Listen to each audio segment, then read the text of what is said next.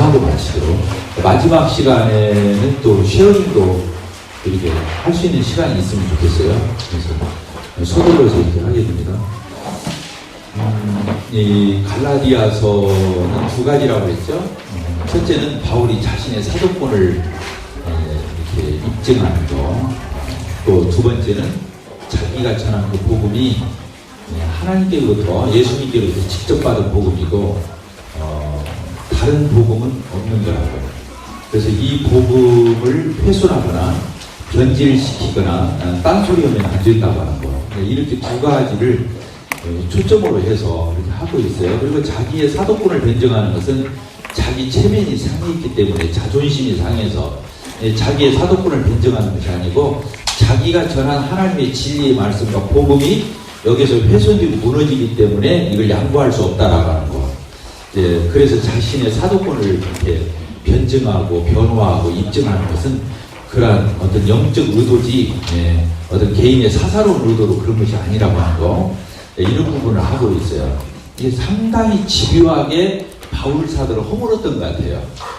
바울 사도가 이런 걸 염두에 두고 자꾸 이렇게 반복하는 걸 보게 되면, 그래서 1절에서도, 1장 1절에서도 사람으로 말미암아 내가 사람에게서 사람으로 이렇게 된 게 아니라, 나는 또 사람을 비유 맞추는 사람도 아니고 사람을 좋게하는 사람도 아니고, 나는 오로지 하나님께로부터 이런 세움을 입었고 나는 또 하나님이 주시는 말씀을 할 뿐이다. 이렇게 표현하고, 또 다른 복음은 없다. 다른 복음을 전하면 저주를 받아 마땅하다. 그건 나나 우리 일행도 예의는 아니다. 우리가 잘못 전하면 우리도 저주받아야 된다. 이런 표현을 썼어요. 우리도 그렇게 한다는 말이 몇 절이 나옵니까? 1장 8절에 써있죠? 그러나 우리나, 여기 우리부터 포함하는 거예요. 이 다른 복음을 전하는 사람, 그 사람들만 그런 게 아니고 자기들 자신, 이 바울 사도와 일행들도 하나님의 말씀을 제대로 전하지 않는다면 자기도 저주를 받아야 한다는 거예요. 그러니까 하나님 앞에서 예의가 없다. 인정사정 봐줄 일이 아니다. 이런 표현을 쓰고 있는 거죠. 그래서 이렇게 자신이 받은 복음을 예수님이 직접 주셨다는 말을 이렇게 하면서 계속 자신의 사도권을 변증한다고 그랬죠. 18절에, 1장 18절에 내가 베드로를 만나기 위해서 예루살렘에 올라가가지고 보름 동안 머물면서 베드로도 만나고 야고보 사도도 만났는데 나에 대해서 이의제기가 없었다는 거예요. 바울, 당신이 전하는 것은 복음이 아무래도 우리가 예수님한테 직접 배운 것하고 뭔가 차이가 있어. 그리고 당신이 지금 밖으로 1차, 2차 전도여행을 다니면서 하나님 말씀을 전하고 있는데 우리하고는 좀 뭔가 감이 다른 것 같소. 이런 말을 한 적이 없다는 거예요. 그러니까 지금 예루살렘에 올라가서 베드로하고 야고보 사도를 만나서 보름 동안을 먹고 자면서 이렇게 교제를 나눴다는 말을 그냥 하는 게 아니고, 그때도 내가 이렇게 올라가서 그분들하고 교제를 나눴지만은 전혀 이론이 없었다는 거예요. 그러니까 서로 그런 부분에 수긍해주고 인정해주고 이의를 달지 않았다. 이런 말을 하기 위한 거예요. 그러니까 결국에 내가 사도가 된 것은, 내가 또 전하고 있는 이 복음은 전혀 하자가 없고 저 사도들도 다 인정하는 바다, 이 얘기를. 그리고 나중에 가서는 내가 베드로도 정말 많은 사람 앞에서 이렇게 꾸짖고 책망한 적이 있는데, 그것도 베드로 사도를 무너뜨리기 위해서 하나님의 진리의 말씀대로 하지 않았기 때문에 베드로 사도라 할지라도 자기가 그 부분을 시정시켰다. 그래서 본인이 사도로서 권위도 있는 자고, 또 베드로도 거기에 대해서는 자기가 핑계하거나 그때 반박하지 않았다는 거예요. 그러니까 베드로 사도도 굉장히 훌륭한 분이죠. 그런 바울의 지적에 많은 사람 앞에서 그렇게 했는데도 불구하고 베드로가 그걸 접수해서 인정하고 따른 걸 보면 베드로 사도도 훌륭한 분이죠. 근데 어쨌든 간에 바울 사도가 이런 것들을 자꾸 거론하는 이유가 뭐냐면, 그 정도로 내가 이렇게 시시한 사람 아니다. 사도들이 나를 갖다가 이렇게 무시하지 않았다. 그리고 다 이런 부분에 있어서 교제의 악수를 나눴다. 그 교제의 악수를 나눴다는 말 써 있었죠. 어디 써 있죠?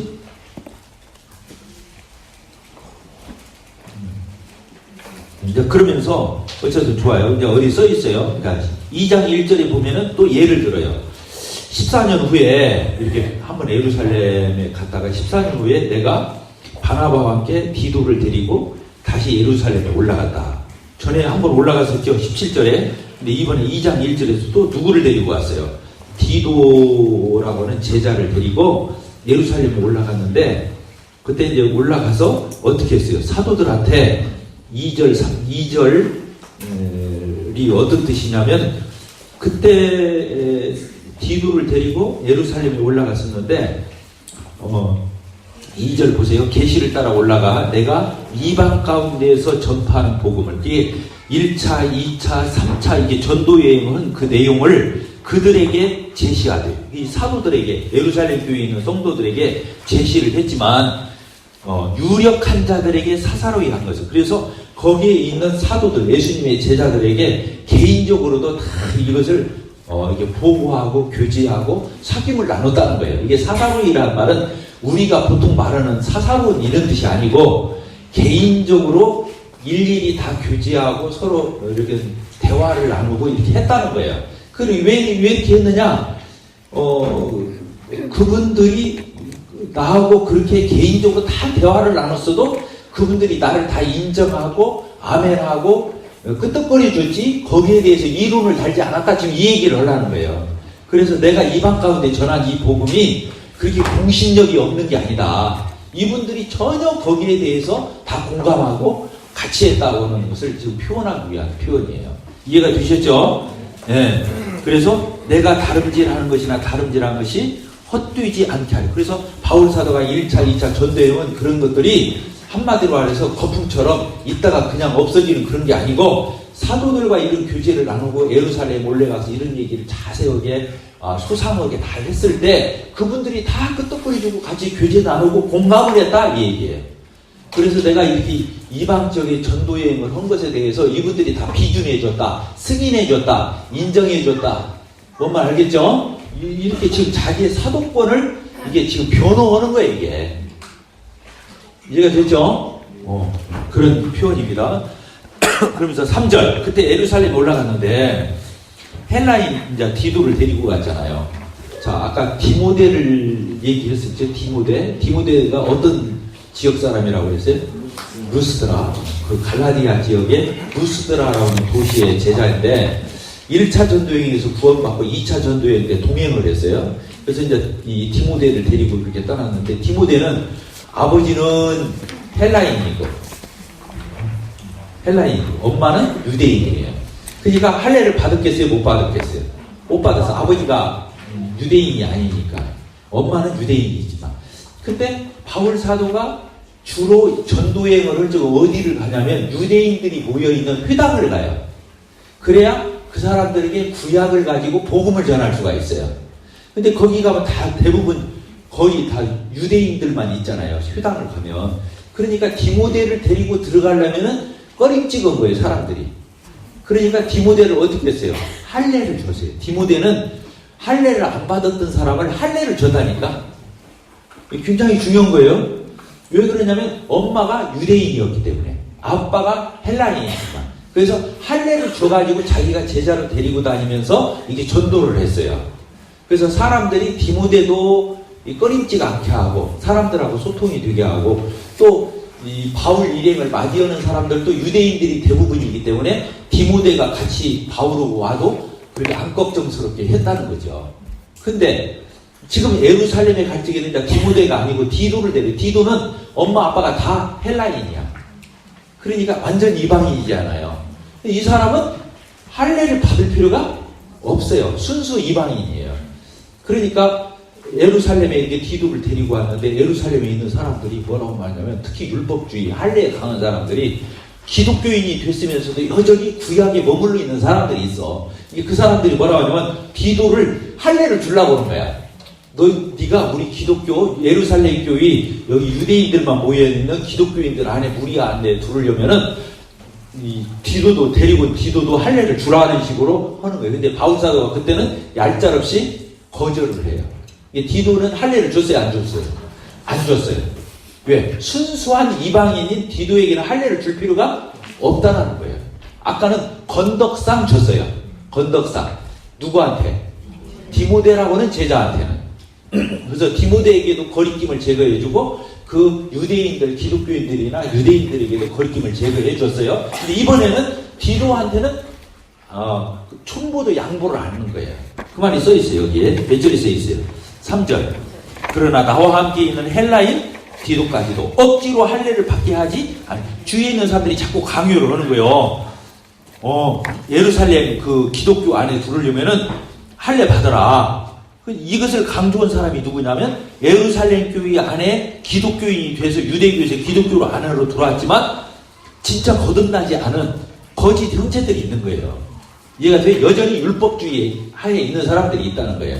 그 사람들이 그렇게 했다는 거예요. 그래서 4절 같이 한번 읽읍시다. 이는 가만히 들어온 거짓 형제들 때문이라. 그들이 가만히 들어온 것은 그리스도 예수 안에서 가진 우리가 가진 자유를 엿보고 우리를 뭘로? 다시 율법주의로 돌아가서 종으로 만들려고 하는 거다. 그죠?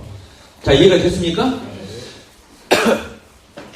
그러니까 예루살렘 교회에도 기독교로 개종을 했지만 유대교에서 기독교로 개종했지만 아직 복음을 확실히 깨닫지 않은 거야.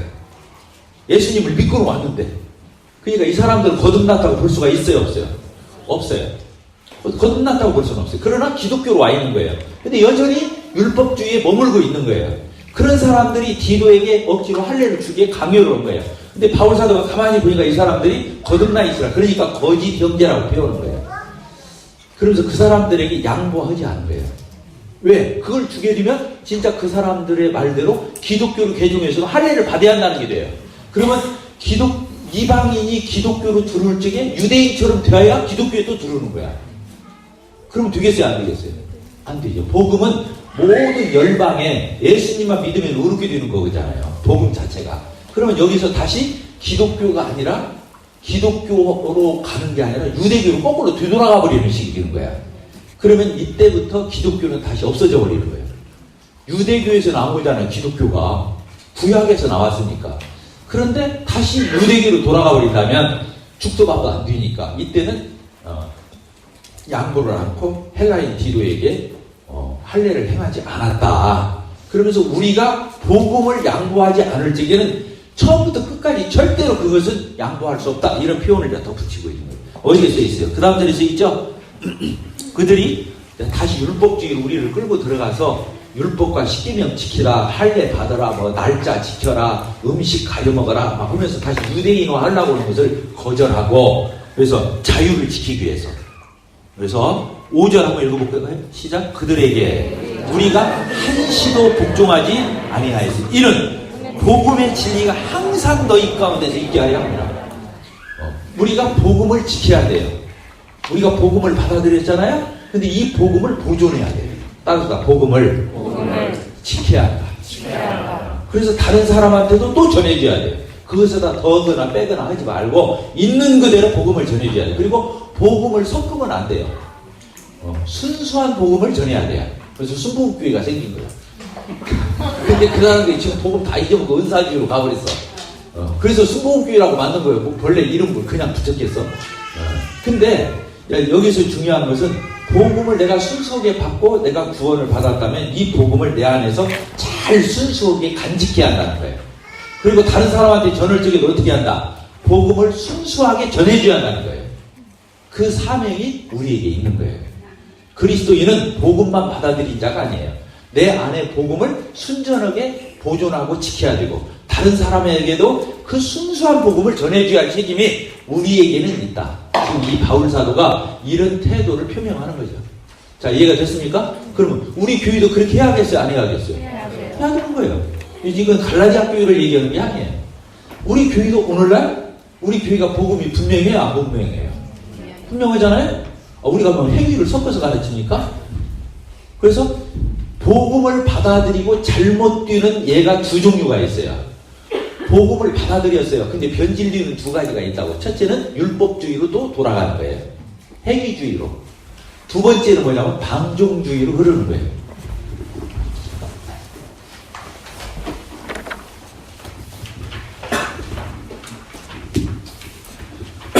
자, 이해됩니까?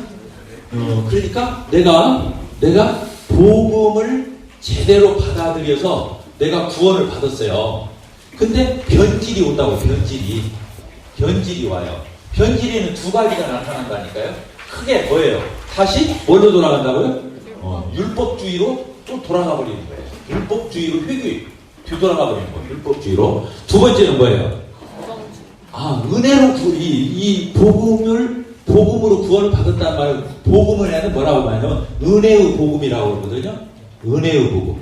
뭐 우리 행위로 받은 게 아니라 하나님이 은혜로 거저 값없이 예수님의 구속사역을 해서 나는 전혀 보태지 않고 100% 예수님을 선물로 받는다 그 말 아니에요. 구원을. 그래서 은혜의 복음이라고 그래요. 그래서 은혜라는 말은 사람이 거기다 보태지 않았다는 뜻이에요.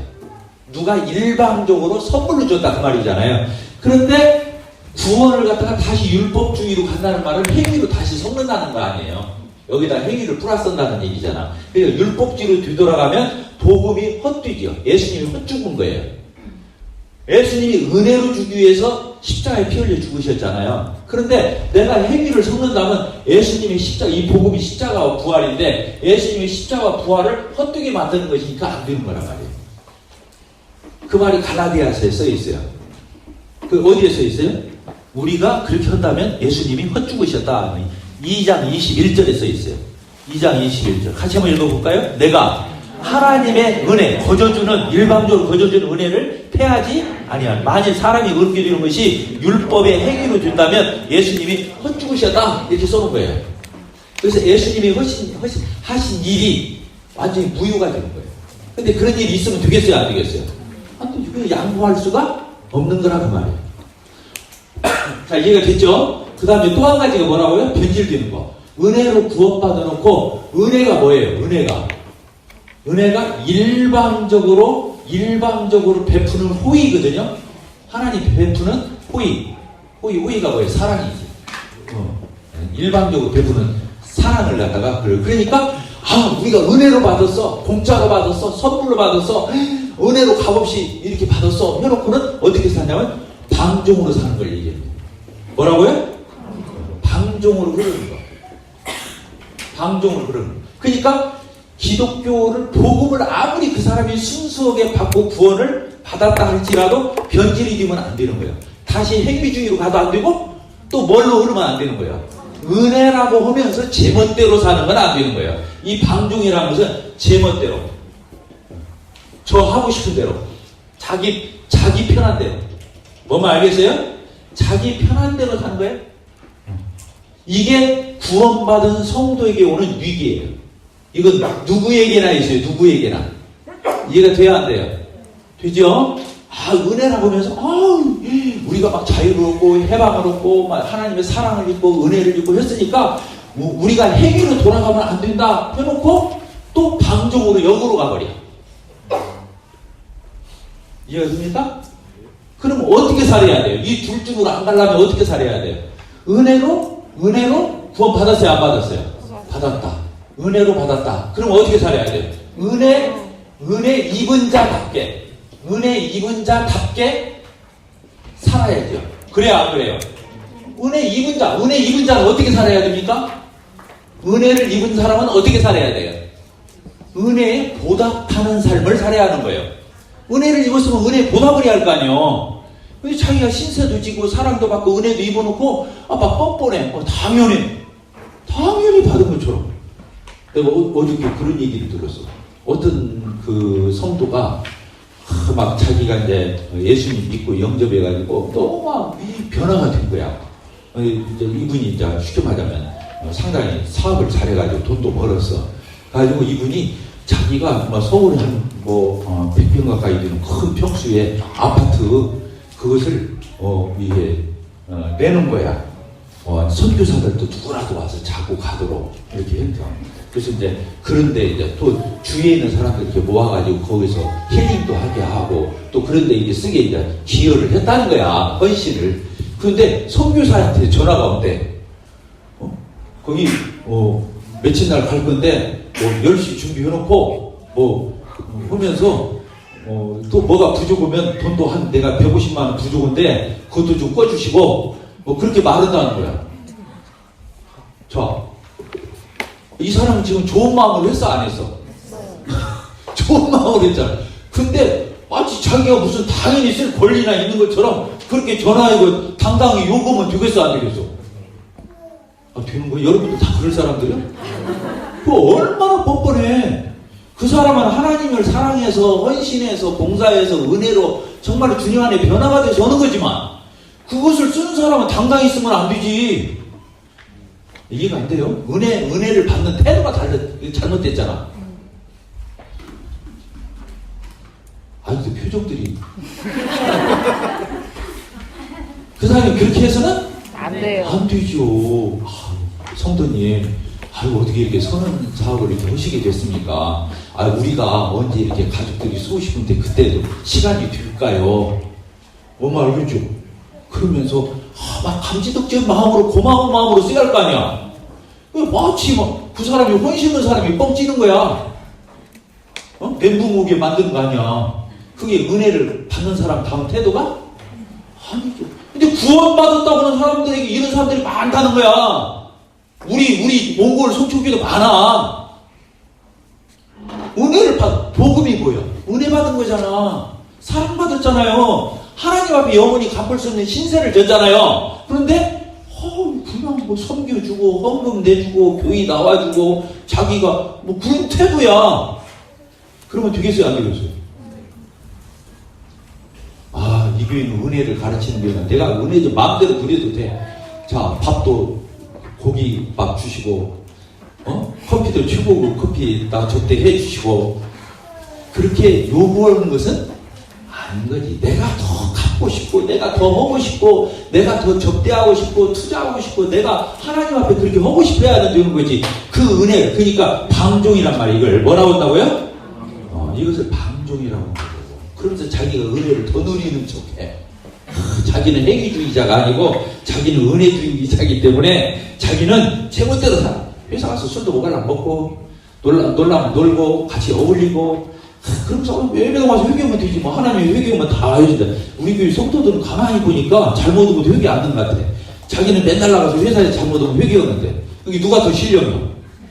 예? 그런 투정이요? 웃긴다니까.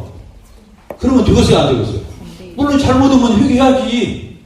근데 죄를 막 은혜롭게 산다고 이러고 죄 져놓고 이제 회개하면 그게 정상적인 그리스도인의 삶입니까? 말도 안 되는 이런 거예요. 있을 수가 없는 거예요. 그런 모습은. 은혜 받은 사람이 그런 태도가 어디가 있어. 그래서 뭐라고요? 두 가지를 어떤다고요? 경계해야 한다. 따라합시다. 경계해야 한다. 구원 받아놓고 율법주의로 가면 안 돼요. 다시 행위로 가서 자유를 잃으면 안 되죠. 그러나 또 은혜를 빙자해서 방종적으로 흐르는 것은 더 안 돼요. 왜냐면 양심이 안 돼 있잖아. 행위주의로 돌아가는 것은요, 양심이라도 있어. 왜? 하나님 앞에 열심히 막 하고 싶어갖고. 근데 행위로 가버렸어. 그래서 자유를 잃었어. 그러라고 준 건 아니잖아. 알겠죠? 이해가 돼요? 그래서 알고 보면 율법주의가 더 나쁜 것은 방종주의예요. 양심이 틀어졌잖아.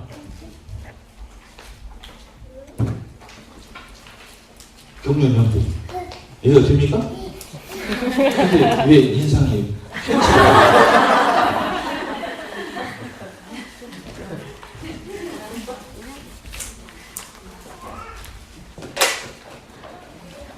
그래서 이 갈라디아서 다시 돌아갑시다. 이 갈라디아서 이렇게 보게 되면 이제 복음을 변증하는 게 나와요. 그래서 이 성경에서 정말로 복음에 대해서 가장 정의를 잘 내린 그 장이 나와요. 2장 16절인가? 네, 2장 16절. 베드로를 혼내치면서 말이에요. 이게 바울 사도가 누구? 베드로를 논박을 하면서 베드로 사도 형님, 그때 저 야고보 형제님에게서 온 그 율법주의자들 온다고 했어요. 같이 이방인 그리스도인으로 형제자매들로 밥 먹다가 도망갔다며요. 근데 그게 뭔 짓입니까? 그건 아니잖아요. 하면서 이렇게 한 거예요. 사람이 어렵게 되는 것은 율법의 행위로 되는 것이 아니라서 당신도 예수 믿고 나도 예수를 믿었지 않냐. 근데 왜 당신이 다시 율법으로 돌아가는 행동을 했느냐. 이 말인 거예요. 이것을 요약해서 써놓은 것이 2장 16절이에요. 같이 읽어봅시다. 시작. 사람이 의롭게 되는 것은 율법의 행위로 말미암음이 아니라 오직 예수 그리스도를 믿음으로 말미암음을 아는 거로 당신이나 나나 우리도 그리스도 예수를 믿나니 이는 우리가 무엇으로가 아니라 율법의 행위가 아니라 그리스도를 믿음으로써 의롭다함을 얻으려 합니다. 율법의 행위 가지고서는 의롭다함을 얻을 육체가 없지 않습니까? 이 이 명언을 누구한테 한 말이냐면 바울 사도가 베드로 사도에게 가르친 말이에요. 여러분들 그건 알고 읽었어요? 그 사연이 있다고 말이에요. 이게 지금 바울 사도가 베드로 사도한테 복음을 정의해 주는 말이에요. 근데 한 구절이 상당히 길어요. 이 구절이. 근데 이 구절 암송은 참 좋아요. 복음전을 쪽에서. 사람이 율당 하는 게 구원을 얘기하는 거잖아요. 하나님 앞에 설 수 있는 거, 구원받는 것은 율법의 행위로 되는 게 아니지 않느냐. 오로지 예수님이 그 율법의 저주를 받아서 우리가 못 지키는 그 율법의 형벌과 저주를 감당해서 우리가 율법을 안 지켜도 예수님만 믿는다면 구원받도록 의롭다함을 얻도록 해놓자. 그래서 당신 베드로 당신 같은 사람도 율법으로 안 되니까 예수를 믿었던 거고, 나도 율법에 앞장서던 사람이지만 나도 안 되니까 나도 예수를 믿었던 거고, 당신이나 나나 그래서 예수를 믿어서 그렇게 됐는데 다시 율법을 지켜서 그렇게 가는 척, 그래서 이방인으로 밥 먹으면 부정 타니까 우리 그렇게 뭐 의롭다함을 못 얻으니까 이방인으로 밥 먹다 후다닥 숨고 이런 것은 아니지 않느냐. 이해가 됐어요? 그래서 율법으로는 의롭다함을 얻을 육체가 없다. 오로지 예수님을 믿음으로만 의롭다함을 얻는다. 이렇게 써놓은 거예요. 그러니까 이 유명한 말씀이 베드로에게 한 말이라. 자, 여러분들 확실합니까? 여러분들도 이 성경 구절대로 믿고 있죠? 네. 믿고 있잖아. 이게 놀라운 말씀이에요. 이 2장 16절, 갈라디아서 2장 16절, 이건 압권이죠. 복음을 설명할 적에. 그 다음에 여기 보니까, 그런데 이제 17절부터 뭐라고 하냐면, 예를 들어서 베드로한테 또 설명을 하는 거예요. 만일 당신이나 내가 예수님 안에서 의롭다고 하려고 했는데, 가보니까 주인이네? 그 구원을 못 받았네? 그러면 예수님이 우리를 주식하는 거죠. 그잖아요. 예수를 믿기만 하면 의롭게 되는 줄 알고 가봤더니 의인이 아니라 주인이야. 그럼 예수님이 우리를 주식하네? 그런 법이 어디가 있냐 그 얘기야. 이 말이 그 뜻이에요. 자, 이해가 됐어요 안 됐어요? 만일 우리가 그리스도 안에서 의롭게 되려 하다가 마지막에 주인으로 드러난다면 그리스도께서 주를 지켜 하시는 분이냐? 그럴 수는 없다. 만일 내가 헐었던 것을 다시 세우면 내가 나를 범법 찾는다. 내가 이 율법으로의 의롭다함을 얻는 걸 허물어버리고 믿음으로 의롭다함을 한다 했는데 다시 율법으로 간다면 말이 안 되는 거다.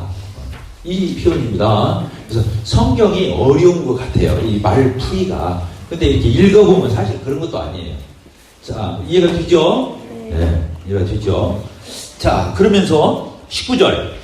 내가 율법으로 말미암아 율법에 대하여 죽었나니 이는 하나님에 대하여 살려. 내가 율법으로 말미암아 율법에 대해서 죽었어. 왜? 율법을 못 지키면 어떻게 돼야 돼요? 죄를 지은 거죠? 죄를 지키면 어떻게 돼요? 죽어야 되죠. 죄의 싹은 사망이니까. 그래서 율법에 대해서는 더 이상 내가 죽은 자가 됐어요. 내가 더 이상 율법을 지켜서 의롭다면 어디 하겠다 이 마음을 안 먹었어. 이제 끝났어. 그거도구나. 나는 예수님을 믿어서 그렇게 될 거야. 이렇게 마음을 굳혔잖아요. 그래서 율법으로 말미암아 율법에 대해서 죽었다면 율법으로 나오고는 더 이상 상관없게 되었다 이 뜻이에요. 이해가 됐습니까? 율법으로 의롭게 안 되는데 내가 왜 율법을 붙들어? 그러니까 율법하고 나하고는 영 상관이 없다 이 뜻이에요. 자, 그 다음 절. 내가 너무 유명한 구절이 나오죠. 20절. 유명한 구절이 갈라디아에서 다 나와. 시작. 내가 그리스도와 함께 십자가에 못 박혔나니. 그런 적이 이제는 내가 산 것이 아니요 오직 내 안에 그리스도께서 사신 것이라. 이제 내가 육체 가운데 사는 것은 나를 사랑하사 나를 위하여 자기 몸을 그렇죠. 이제 내가 사는 것은 율법 지켜서 사는 자가 아니고 내 안에 누가 사는 거예요? 나는 죽었고 예수님이 내 안에 사신다는 거예요. 예수님이 내 안에 살아요. 그러니까 내가 지금 이렇게 행동하고 사는 것은 내 안에서 누가 하는 거예요? 내가 하는 게 아니라 내 안에서 예수님이 하게 하는 거예요. 그걸 예수님과의 연합이라고 해요. 따르다 연합. 왜? 함께 죽었고 함께 부활했잖아요. 그러니까 연합이야. 함께라는 단어는 연합을 얘기하는 거예요. 그래서 내 옛사람은 예수님이 죽을 때 나도 죽어서 묻어버려서 없어졌고, 예수님이 부활할 때 새로운 피조물이 나로 부활했기 때문에 예수님과 내가 연합해서 예수님이 내 안에 있고 내가 예수 안에 있는 거예요. 그래서 예수님과 내가 연합해서 내게서 선행이 나온다면 그건 내가 한 게 아니야. 누가 한 거예요? 내 안에 계신 예수님이 하신 거야. 그러니까 내가 나를 자랑할 필요가 없어. 누구를 자랑해야 돼? 그 예수를 자랑하는 거야. 왜? 예수님이 내 안에 계셔서 예수님이 한 거니까.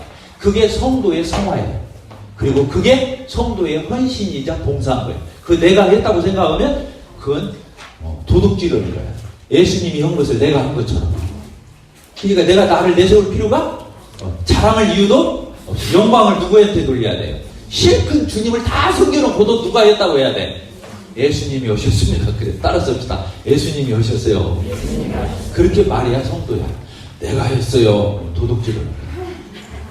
그래서 그런 성도들이 모여서 봉사도 하고 헌신도 하고 주님을 섬기고 교회를 섬겨야 교회가 문제가 안 생기는 거예요. 이해가 됐어요? 그러니까 구원만 행위로 받는 게 아니라 성화의 과정도 이렇게 소화해내지 않으면 안 돼요. 그래서 제일 꼴불견이 뭐냐면 교회에서 봉사 좀 하고 태내는 사람. 그러려면 하지 말아야 돼. 알겠죠? 왜 교회 와서까지 그런 눈꽃이 있고서 우리가 봐야 돼? 그렇잖아요. 교회 와서 왜 속상한 꼴을 봐야 돼, 우리가? 여기 그러려고 모인 거 아닌데. 그죠? 그래서 막 서로가 해놓고 주님만 높이는 거야. 그래서 그 마태복음에서도 무익한 종 얘기 나오잖아요.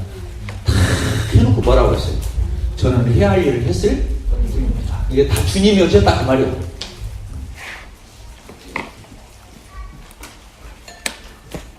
근데 우리 인간이 본래 그럴 수 있는 존재가 뭐 조금이라도 있으면 태를 내야 하잖아. 우리가 본래 아담 안에서 그런 죄인들이었잖아. 근데 예수가 아니 그렇게 변했어. 그게 천지개벽인 거야. 그걸 변화라고 해. 예수 믿은 사람이 변화 안 하는 것은 무서워. 이해가 되셨죠? 이 기독교가 무서운 거야. 알고 보면 우리가 해오고 웃고 먹먹고 들어왔지만 들어와서 보면 무서운 게 기독교야. 왜 안 그래요? 그러면 우리 살아가면서 하나님이 자기 아들 주겠다는 게 기독교야. 그리고 내가 다 해놓고도 내가 한 게 아니고 예수님이었다고 말이야. 그게 기독교야. 그러니까 기독교가 무슨 혀 끝에만 맛보고 장난하니까 이게 문제가 되는 거지. 실제로 알고 보면 그런 게 아니라는 거지. 이해가 되십니까? 그러니까 교회가 천국이 돼야 맞지. 그런 거 안 내세우니까. 그런 태 안 내니까. 그래 안 그래요? 그래서 천국인 거예요.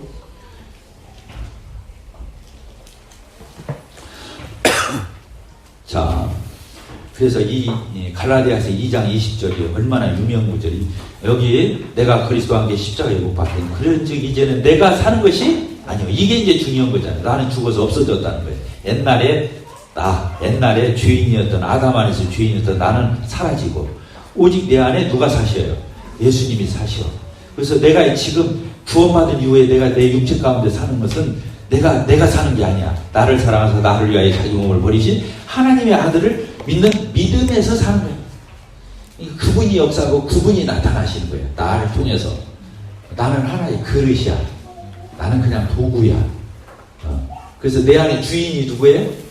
예수님이에요. 내 안에 주인이 예수님이에요. 그래서 예수님이 주인 되신 로드십을 배우는 거예요. 로드십. 예수님께 복종하고 꺾고 여전히 내가 주인 되고 여전히 내 주관대로 하려고 내 고집대로 하려고 나 드러나려고 그러고 나 내세우고 그러면 끝나버리고 그건 기독교의 아직 맛을 못 본 거야.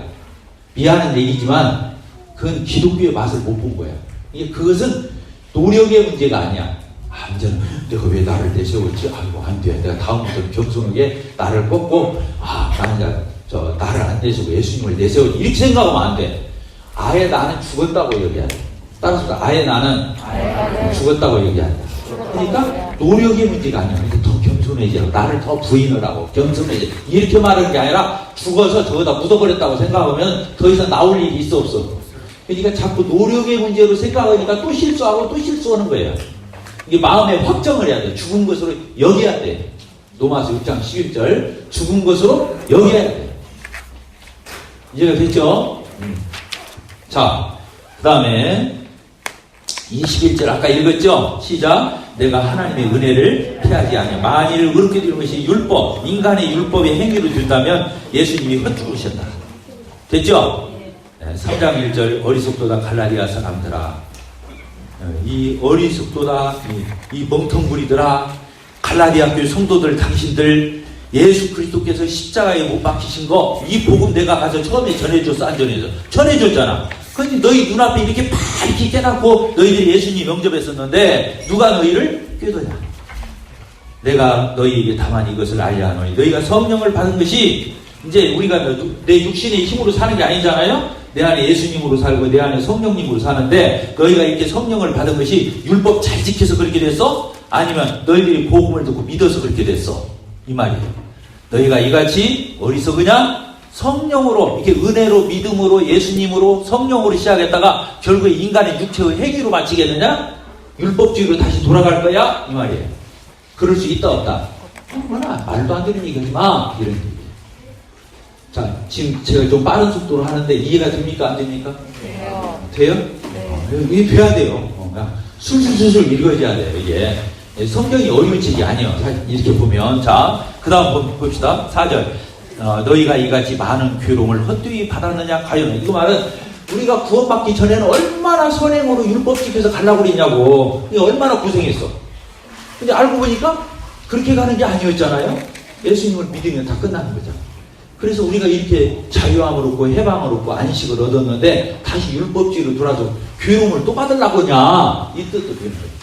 또 한 가지는 예수님 믿고 지금 우리가 이제 그때 당시 이 갈라디아서가 쓰이실 때에는 예수님 믿고 이렇게 예수님을 믿으면 핍박을 많이 받고 오해를 많이 받을 때야. 그러니까 얼마나 괴로움을 많이 받았겠어, 주위 사람들한테. 근데 그렇게까지여서 우리가 기독교 신앙을 갖게 됐는데 그렇게 고통스럽게 괴롭게 사람들한테 소위당하면서 이 괴로움을 받아가면서 기독교인이 됐는데 너희들 그걸 그냥 가치 없게 버릴 거야? 이 뜻이에요. 이게 두 가지 의미가 있어요. 이해가 됐어요? 네. 자, 그 다음 5절 같이 읽읍시다. 시작. 너희에게 성령을 주시고 너희 가운데 능력을 행하시는 이의 일이 율법 잘 지켰으냐? 혹은 복음을 듣고 믿었기 때문이냐? 뭐였어요? 우리가 성령 받은 것은 우리의 행위가 아니라 예수님을 믿고 영접해서 성령 받은 거잖아요. 그래서 인간의 행위로 된 것이 아니다. 지금 그 얘기를 하는 거죠. 그래서 지금 여기에서 중요한 말은 성령을 얘기한다는 거예요. 성령. 드디어 이 갈라디아서에서 성령이라는 단어가 나오기 시작한 거예요. 그래서 갈라디아서는 자세히 보면 많은 사람들이 복음서신인 줄 알아요. 복음서신, 율법의 행위로가 아니라 예수님을 믿음으로 그렇게 된다는 복음서신인 줄 알고, 물론 그게 틀린 건 아니에요. 그러나 더 자세히 가서 보면 갈라디아서는 성령서신이에요. 갈라디아서만큼 성령이라는 단어가 많이 나오는 성경이 별로 없어요. 그만큼 갈라디아서는 성령을 언급하고 있는 거죠. 그래서 우리가 구원받고 난 뒤에는 뭘로 살해한다고 그랬어요? 성령으로 살해한다고 그랬잖아요. 그걸 사실을 가르치기 위해서 이게 써놓은 거예요. 이게 갈라디아서는 복음도 명쾌하지만 더 명쾌해서 성화교회예요. 그래서 구원을 성령 받는 걸로 표현한 데가 이 갈라디아서가 유일하지 않나? 에베소서에서 너희가 믿고 영접해서 성령으로 인칭을 받았다, 이런 구절은 간혹 한번 나오는데 갈라디아서는 아예 구원받는 것을 성령 받은 것으로 말을 해버려요. 성령 받은 거.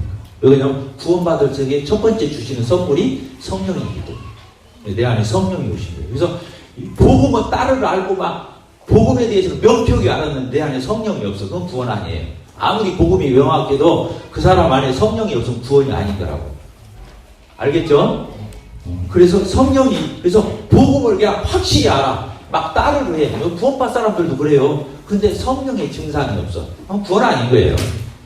그래서 성령이 있기 때문에 양심적 행동이 나오는 거예요. 성령이 있기 때문에. 근데 지식으로만 따르를 알으면은 지식으로 행동하는 거예요. 선한 양심에 이 성령이 내 안에서 역사하는 증상이 안 나타나는 거예요. 이제 그것은 기독교라고 할 수 없어요. 이단이죠. 그래서 성령이라는 말이 그렇게 중요해요. 성경에서 구원받은 사람한테 제일 중요한 것은 성령이에요. 따르다, 성령. 성령. 네. 성령이 있어야 그 사람이 어디 가서 함부로 못해요. 왜냐하면 엉뚱한 짓을 했어. 내 안에서. 야, 너 왜 그래?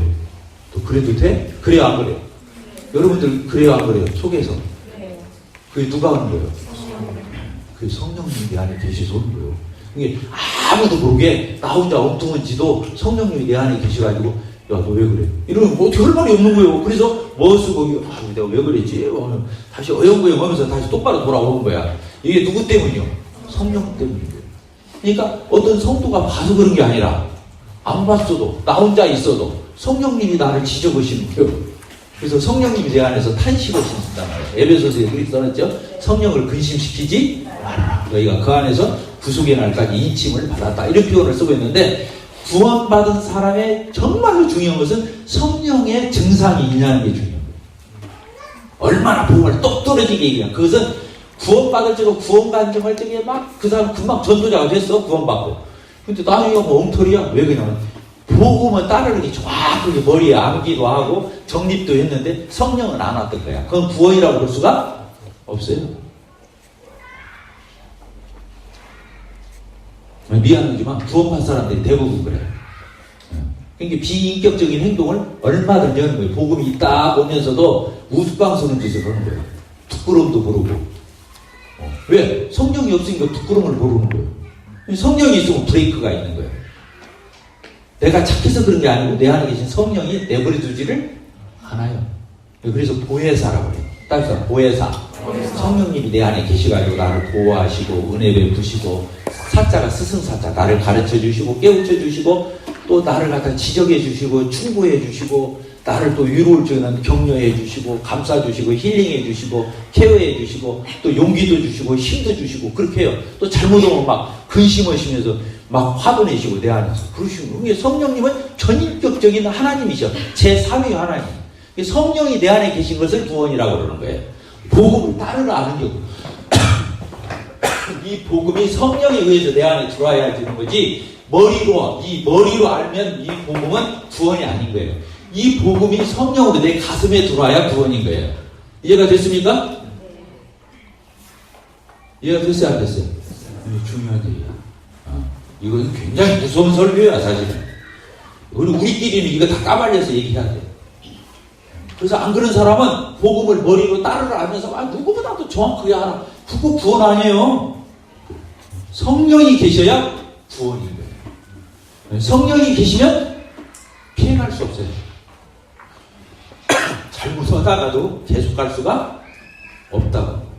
자, 이해가 되셨죠? 네. 자, 5분 쉬었다가 하도록 하겠습니다.